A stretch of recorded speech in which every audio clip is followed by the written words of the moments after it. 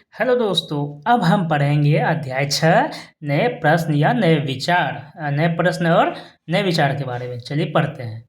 अनघा निकली सैर पर। अनघा आज पहली बार अपने विद्यालय की ओर से सैर पर जा रही थी। इसके लिए उसने देर रात पुणे से वाराणसी की ट्रेन पकड़ी। स्टेशन पर अनघा को छोड़ने आई उसकी माँ ने अध्यापिका से कहा, बच्चों को बुद्ध के बारे में बताने के साथ साथ उन्हें सारनाथ दिखाने भी ले जाइएगा। बुद्ध की कहानी। बौद्ध धर्म के संस्थापक सिद्धार्थ थे, जिन्हें गौतम बुद्ध के नाम से भी जाना जाता है। उनका जन्म लगभग 2500 वर्ष पूर्व हुआ था। है ना। बुद्ध का जन्म कब? लगभग 2500 वर्ष पूर्व हुआ है। यह वह समय था जब लोगों के जीवन में तेजी से परिवर्तन हो रहे थे। जैसा कि तुमने अध्याय 5 में पढ़ा, महाजनपदों के कुछ राजा इस समय बहुत शक्तिशाली हो गए थे। हजारों सालों के बाद फिर से नगर उभर गए रहे थे। गांवों के जीवन में भी बदलाव आ रहा था। बहुत से विचारक इन परिवर्तनों को समझने का प्रयास कर रहे थे। वे सच्चे अर्थ को भी समझना चाह रहे थे। बुद्ध क्षत्रिय थे तथा शाक्य नामक एक छोटे से गण से संबंधित थे। शाक्य वंश के राजा के पुत्र थे कौन? बुद्ध। युवावस्था में ही ज्ञान की खोज में उन्होंने घर के सुख को छोड़ दिया। अनेक वर्षों तक वे भ्रमण करते रहे तथा अन्य विचारकों से मिलकर चर्चा करते रहे। अंततः ज्ञान प्राप्ति के लिए उन्होंने स्वयं ही रास्ता ढूंढने का निश्चय किया। इसके लिए उन्हें बोध गया यानी कि बिहार में एक पीपल के नीचे कई दिनों तक तपस्या की। अंततः उन्हें ज्ञान प्राप्त हुआ। इसके बाद से वे बुद्ध के रूप में जाने गए। यहाँ से वे वाराणसी के निकट स्थित सारनाथ गए। है ना। वाराणसी के निकट स्थित क्या है? सारनाथ। वहाँ गए जहाँ उन्होंने पहली बार उपदेश दिया। यानी कि बुद्ध को ज्ञान की प्राप्ति तो होगी बोध गया में, पीपल के पेड़ के नीचे।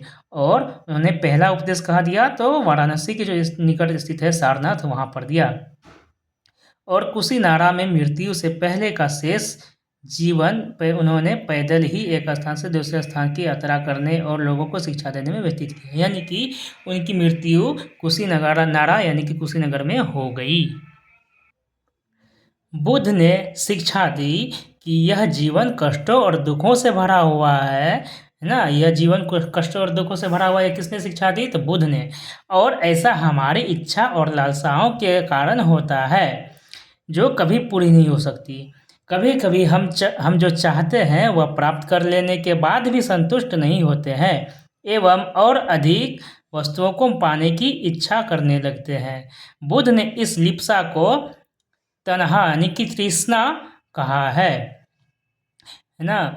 बुद्ध ने इस लिप्सा को क्या कहा? तृष्णा कहा है। बुद्ध ने शिक्षा दी कि आत्मसंयम अपनाकर हम ऐसी लालसा से मुक्ति पा सकते हैं। उन्होंने लोगों को दयालु होने तथा मनुष्यों के साथ साथ जानवरों के जीवन का भी आदर करने की शिक्षा दी। वे मानते थे कि हमारे कर्मों के परिणाम, चाहे वे अच्छे हो या बुरे, हमारे वर्तमान जीवन के साथ साथ बाद के जीवन को भी प्रभावित करते हैं। बुद्ध ने अपनी शिक्षा सामान्य लोगों की प्राकृत भाषा में दी। बुद्ध ने अपनी शिक्षा किस भाषा में दी? तो प्राकृत भाषा में दी। इससे सामान्य लोग भी उनके संदेश को समझ सके। क्या है? सारनाथ स्तूप। इस इमारत को स्तूप के नाम से जाना जाता है। यहीं पर बुद्ध ने अपना सर्वप्रथम उपदेश दिया। इसी घटना की स्मृति में यहाँ स्तूप का निर्माण किया गया। अध्याय 11 में तुम इन स्तूपों के बारे में और अधिक पढ़ोगे। चलिए आगे पढ़ते हैं। वेदों की रचना के लिए किस भाषा का प्रयोग हुआ था? बुद्ध ने कहा कि लोग किसी शिक्षा को केवल इसलिए नहीं स्वीकार करें कि यह उनका उपदेश है, बल्कि वे उसे अपने विवेक में मापे। आओ देखें उन्होंने ऐसा किस प्रकार किया।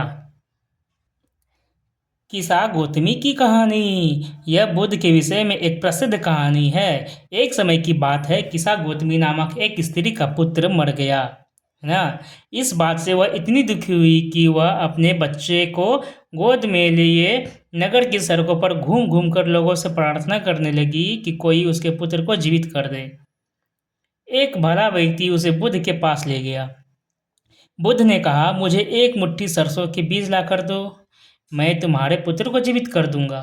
किसवा गौतमी बहुत प्रसन्न हुई, पर जैसे ही वह बीज लाने के लिए जाने लगी तभी बुद्ध ने उसे रोका और कहा, ये बीज एक ऐसे घर से मांग कर लाओ जहाँ किसी की मृत्यु ना हुई हो।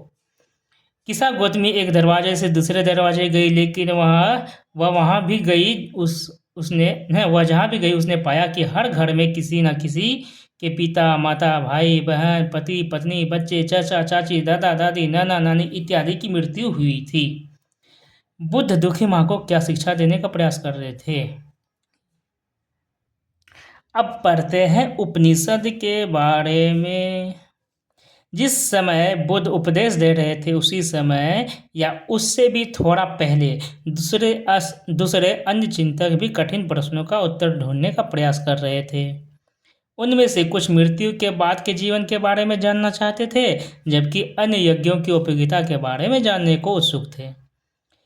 इनमें से अधिकांश चिंतकों का यह मानना था कि इस विश्व में कुछ तो ऐसा है जो कि अस्थायी है और जो मृत्यु के बाद भी बचा रहता है। उन्होंने इसका वर्णन आत्मा तथा ब्रह्म अथवा सार्वभौम आत्मा के रूप में किया।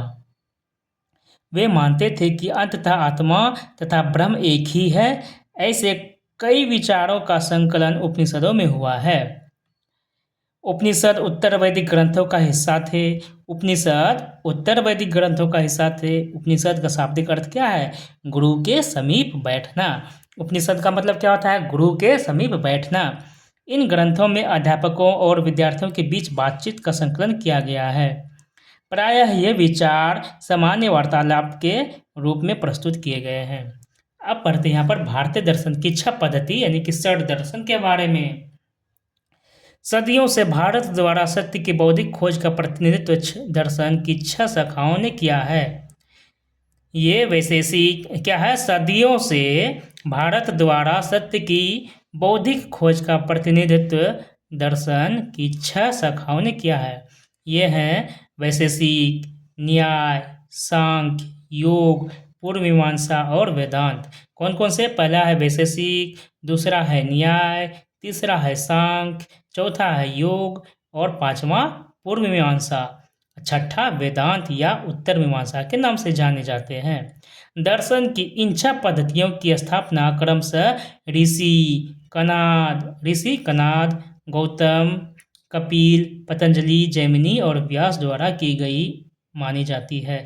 इसका मतलब वैशेषिक की रचना है ना, वैशेषिक को किसने?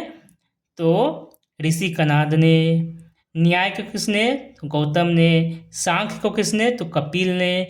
योग को किसने? तो पतंजलि ने। और पूर्व मीमांसा को जैमिनी और वेदांत को व्यास ने दी है, जो आज भी देश में बौद्धिक चर्चा को दिशा देते हैं। जर्मन मूल के ब्रिटिश भारतविद फ्रेडरिक मैक्समुलर के अनुसार दर्शन की इन 6 शाखाओं का विकास कई पीढ़ियों के दौरान व्यक्तिगत विचारकों के योगदान से हुआ।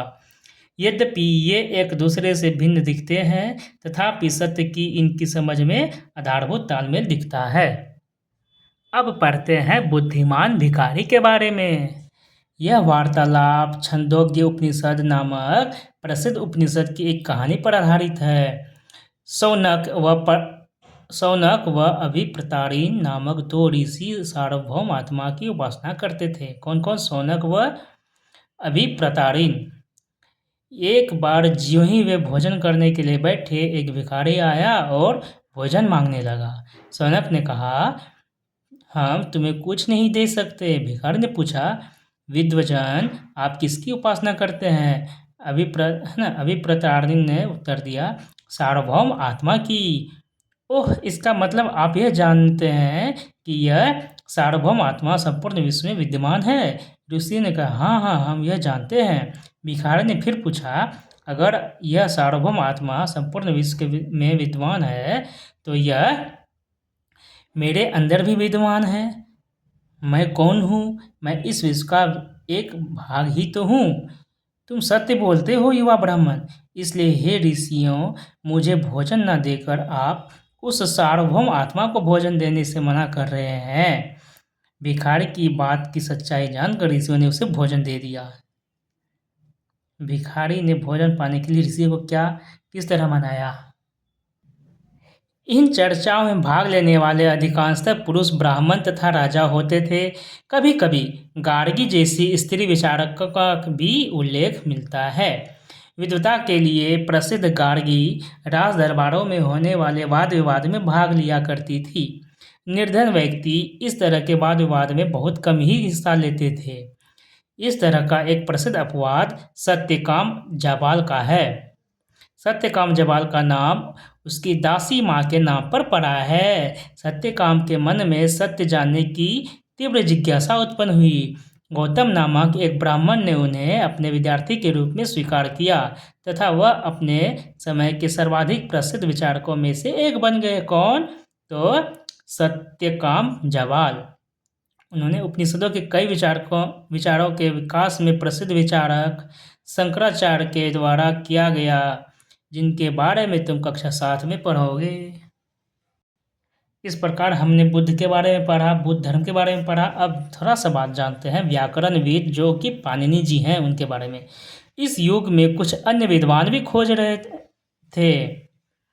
उन्हीं प्रसिद्ध विद्वानों में एक पाणिनि ने संस्कृत भाषा के व्याकरण की रचना की, इसलिए इन्हें संस्कृत का पिता भी कहा जाता है।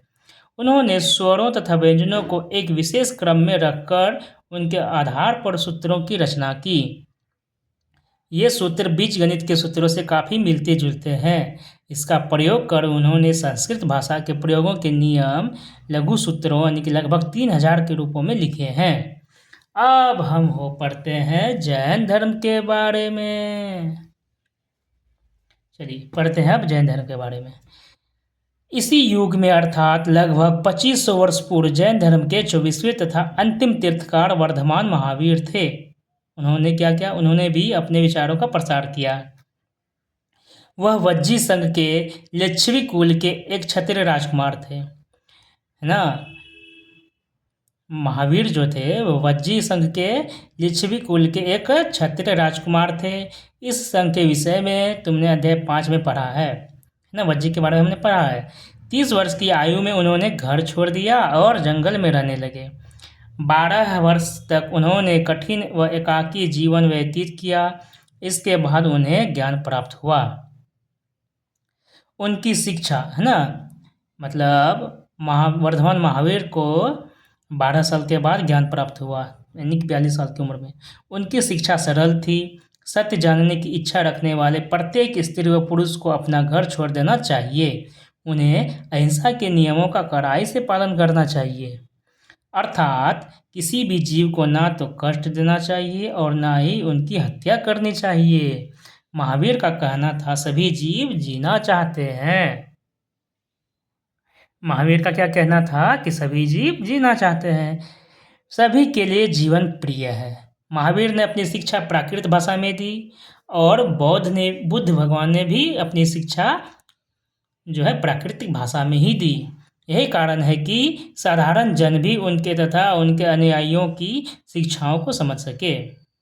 देश के अलग अलग हिस्सों में प्राकृत के अलग अलग रूप प्रचलित थे।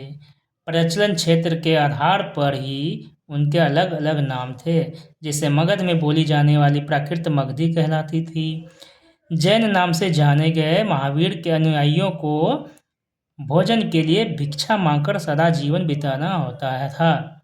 उन्हें पूरी तरह से ईमानदार होना पड़ता था तथा चोरी न करने की उन्हें सख्त हिदायत थी। उन्हें ब्रह्मचर्य का पालन करना होता था। पुरुषों को वस्त्रों सहित सब कुछ त्याग देना पड़ता था। किसमें? जैन धर्म में।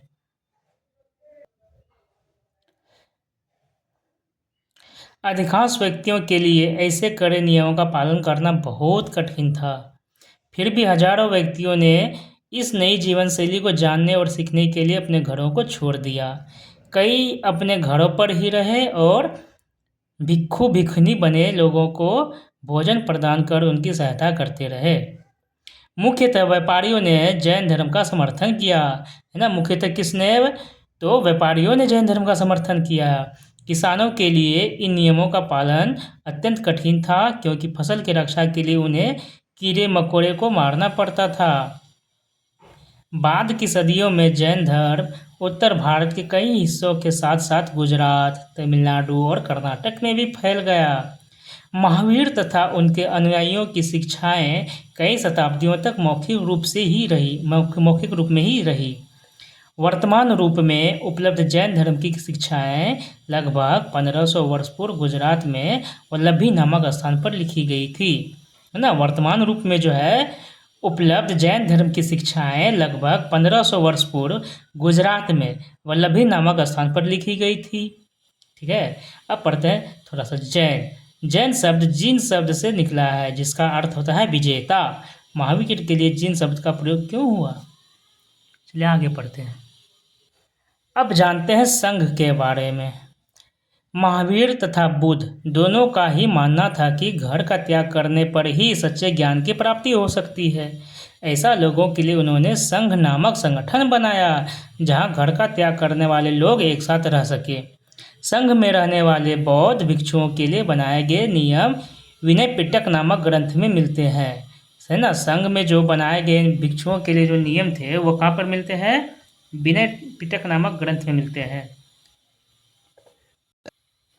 विनय पिटक बौद्ध धर्म के धार्मिक ग्रंथों में से एक है। विनय पिटक से हमें पता चलता है कि संघ में पुरुषों और स्त्रियों के रहने की अलग अलग व्यवस्था थी।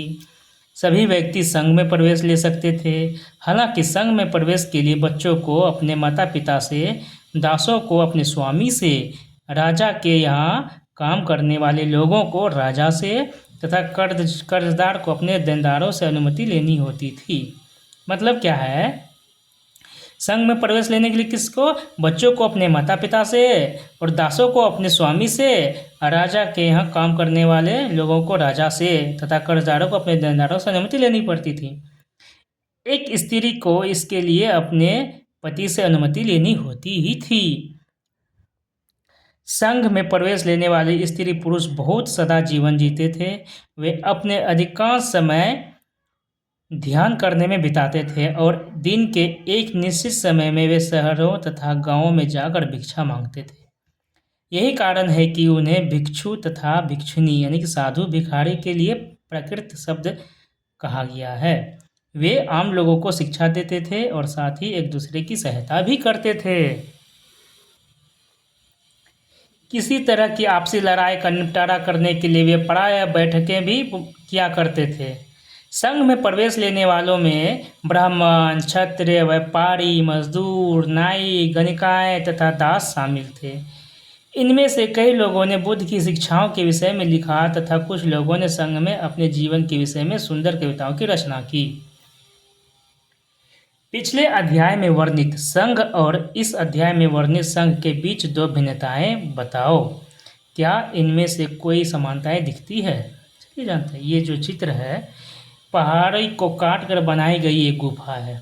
यह कार्ल यानी कि वर्तमान महाराष्ट्र में स्थित एक गुफा है। भिक्षु भिक्षुनी इन शरण स्थलों में रहकर ध्यान क्या करते थे। चलिए अब पढ़ते हैं विहार के बारे में कि यह विहार क्या होता है। जैन तथा बौद्ध भिक्षु पूरे साल एक स्थान से दूसरे स्थान घूमते हुए उपदेश दिया करते थे। केवल वर्षा ऋतु में जब यात्रा करना कठिन हो जाता था तो वे एक स्थान पर ही निवास करते थे। ऐसे समय वे अपने अनुयायियों द्वारा उद्यानों में बनाए गए अस्थायी निवासों में अथवा पहाड़ी क्षेत्रों की प्राकृतिक गुफाओं में रहते थे। जैसे जैसे समय बीतता गया, भिक्षु भिक्षुनियों ने स्वयं तथा उनके समर्थकों ने अधिक अस्थायी शरण स्थलों की आवश्यकता का अनुभव किया। तब कई शरण स्थल बनाए गए जिन्हें विहार कहा गया है ना। विहार क्या है, एक शरण स्थल है जो कि बौद्ध या जैन भिक्षु भिक्षुनियों द्वारा बनाया गया था रहने के लिए। आरंभिक विहार लकड़ी के बनाए गए तथा बाद में इनके निर्माण में ईंटों का प्रयोग होने लगा। पश्चिमी भारत में विशेषकर कुछ विहार पहाड़ियों को खोदकर बनाए गए हैं, जो कि ये दिखाई दे रहे हैं।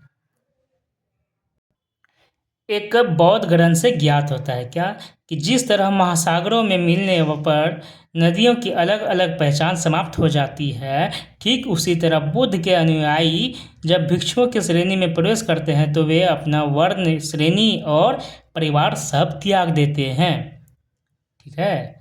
प्रायः किसी धनी व्यापारी, राजा अथवा भूस्वामी द्वारा दान में दी गई भूमि पर विहार का निर्माण होता था। विहार का निर्माण कैसे होता था? किसी धनी व्यापारी, राजा अथवा भूस्वामी द्वारा दान में दी गई भूमि पर विहार का निर्माण होता था। स्थानीय व्यक्ति भिक्षु और भिक्षुनियों के लिए भोजन, वस्त्र तथा दवाइयाँ लेकर आते थे, जिसके बदले ये भिक्षु और भिक्षुनियों, जो कि हम भिक्षु और भिक्षुनियों बोलते हैं, लोगों को शिक्षा देते थे। आगे आने वाली शताब्दियों में बौद्ध धर्म उपमहाद्वीप के विभिन्न हिस्सों के साथ साथ बाहरी क्षेत्रों में भी फैल गया। अध्याय 9 में तुम इसके बारे में और अधिक पढ़ोगे। अब हम जानते हैं आश्रम व्यवस्था के बारे में। जैन तथा बौद्ध धर्म जिस समय लोकप्रिय हो रहे थे, लगभग उसी समय ब्राह्मणों ने आश्रम व्यवस्था का विकास किया। यहाँ आश्रम शब्द का तात्पर्य लोगों द्वारा रहने तथा ध्यान करने के लिए प्रयोग में आने वाले स्थान से नहीं, बल्कि इसका तात्पर्य जीवन के एक चरण से है। आश्रम मतलब एक चरण से है। ब्रह्मचर्य, गृहस्थ, वानप्रस्थ तथा संन्यास नामक 4 आश्रमों की व्यवस्था की गई। कितने आश्रम थे? आश्रम क्या है? जीवन के एक चरण है, न कि जगह या स्थान। ब्रह्मचर्य, गृहस्थ, वानप्रस्थ तथा संन्यास। ब्रह्मचर्य के अंतर्गत ब्राह्मण, क्षत्रिय तथा वैश्य से यह अपेक्षा की जाती थी कि इस चरण के दौरान से वे सादा जीवन बिताकर वेदों का ज्ञान अध्ययन करेंगे। गृहस्थ आश्रम के अंतर्गत उन्हें विवाह कर एक गृहस्थ के रूप में रहना होता था। वानप्रस्थ के अंतर्गत उन्हें जंगल में रहकर साधना करनी थी। अंततः क्या हुआ? उन्हें सब कुछ त्याग कर सन्यासी बन जाना था। आश्रम व्यवस्था ने लोगों को अपने जीवन का कुछ हिस्सा ध्यान में लगाने पर बल दिया। प्रायः स्त्रियों को वेद पढ़ने की अनुमति नहीं थी और उन्हें अपने पतियों द्वारा पालन किए जाने वाले आश्रमों का ही अनुसरण करना होता था। संघ के जीवन से आश्रमों की यह व्यवस्था किस तरह भिन्न थी? यहाँ किन वर्णों का उल्लेख हुआ? क्या सभी 4 वर्णों को यह आश्रम व्यवस्था अपनाने की अनुमति थी? चलिए, ये इस प्रकार हमारा यह चैप्टर समाप्त हुआ। लेकिन अब पढ़ेंगे कि उसी समय कालखंडों में अन्यत्र और अन्य जगह क्या चलता था। अन्यत्र एटलस में ईरान ढूंढो, है ना। जरथुस्त्र एक ईरानी पैगंबर थे। जरथुस्त्र क्या थे? एक ईरानी पैगंबर थे। उनकी शिक्षाओं का संकलन जैन अवेस्ता नामक ग्रंथ से मिलता है। इनका जरथुस्त्र का कहाँ से मिलता है शिक्षा का संकलन? तो जैन अवेस्ता से नामक एक ग्रंथ से मिलता है। जैन अवेस्ता की भाषा तथा इसमें वर्णित रीति रिवाज वेदों की भाषा और रीति रिवाजों से काफ़ी मिलते जुलते हैं। जरथुस्त्र की मूल शिक्षा का सूत्र है सद्विचार, सद्वचन, सद्कार्य। हे ईश्वर, बल, सत्य प्रधानता एवं सद्विचार प्रदान कीजिए, जिनके जरिए हम शांति बना सके। 1000 से अधिक वर्षों तक जरथुस्त्रवाद ईरान का एक प्रमुख धर्म रहा। बाद में कुछ जरथुस्त्रवादी ईरान से आकर गुजरात और महाराष्ट्र के तट के नगरों में बस गए।